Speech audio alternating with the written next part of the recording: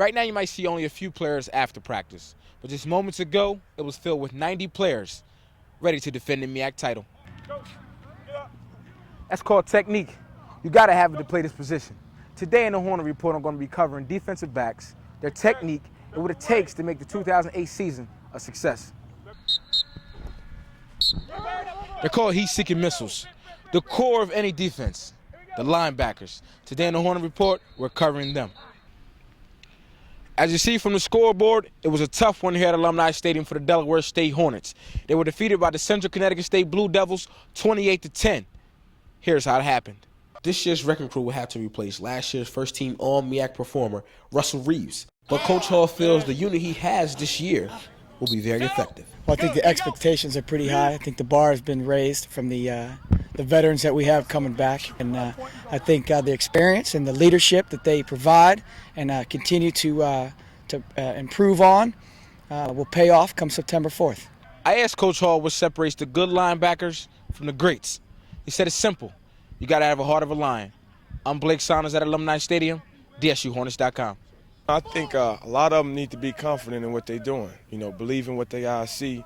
If the opportunity presents itself, I think they should take it. You know, well, if it's a big play or just making that open field tackle. You know what I'm saying? Every play ain't a big play, but every play must be made. They say being a defensive back is the hardest position on the field because there's one thing for sure and two things for certain. You will make plays and you will get beat for touchdowns. It's how you recover that makes the player. I'm Blake Saunders reporting from Alumni Stadium, DSUHornets.com. Coaching. Every second is my drill. Cooking. In plain old-fashioned is what the Delaware State Hornets did today during camp. The team got a chance to practice in shorter pads and helmets and got a chance to do a little thudding, all of which defensive coordinator Coach Petty feels will help the defense. We had about 4 turnovers today, you know, and we're going to continue. We put a lot of emphasis on running to the football pursuit and, you know, knocking the ball loose. You know, we dropped a couple of interceptions, but, you know, we'll work on that. With both the defense and the offense flying around making plays, many players were happy to have a little contact. Well, it felt great today, especially putting on the shells. Offense and defense got to loosen up the pads, get back on course, you know, with contact. I mean, it was a great feeling today. Then the Hornets came right across the street to support head coach Al Levan as he took on University of Delaware's head coach Casey Keeler in a charity cook-off to raise money. The rematch between the two coaches was to raise money for the Boys and Girls Clubs of Delaware.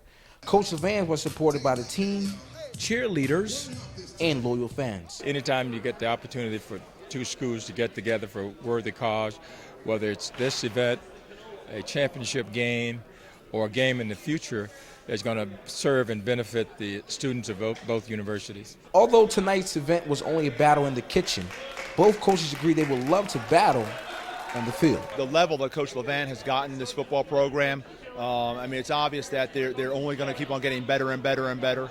And so I think it would be a great opportunity for both of us to play. I think it would be a game we'd sell out every single year. The cook-off resulted in a tie between both head coaches. But one thing is for certain. If they do play, there will only be one winner. I'm Blake Saunders, reporter from Dover Downs, DSUHornets.com.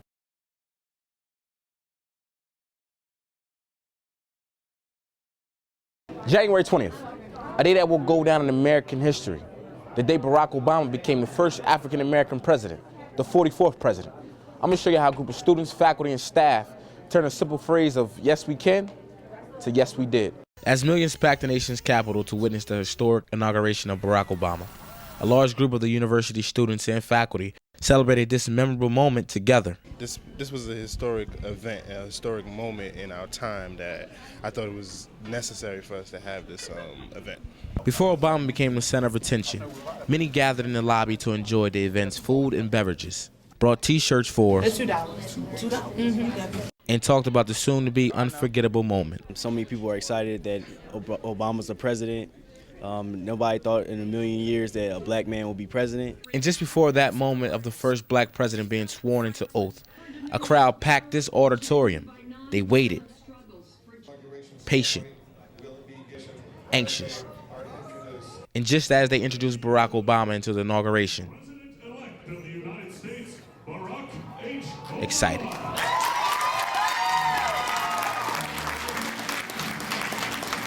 As fast as this great moment came, it went. but the everlasting memory was shared by everyone. I think that no one should witness this alone, and that's why we set this up. And I'm really glad the students did this because, you know, when he takes this oath of office, we all need to be there as a family. He's saying we're all one, and I think the university family needs to come together as one and celebrate that way. So this is a perfect place to do that. With many people traveling to D.C. for their inauguration, many students were grateful to have the chance to go to class and then watch history being made. I really appreciate it, especially since I can't be down in D.C. It's just like I'm there, it's right on TV there, so I feel like I'm a part of it, just as everybody else in D.C. Whether you were in D.C. amongst millions or one of many eyes glued to the television, we all share one thing: hope. I am Blake Saunders, reporter from Delaware State University, Front Street TV.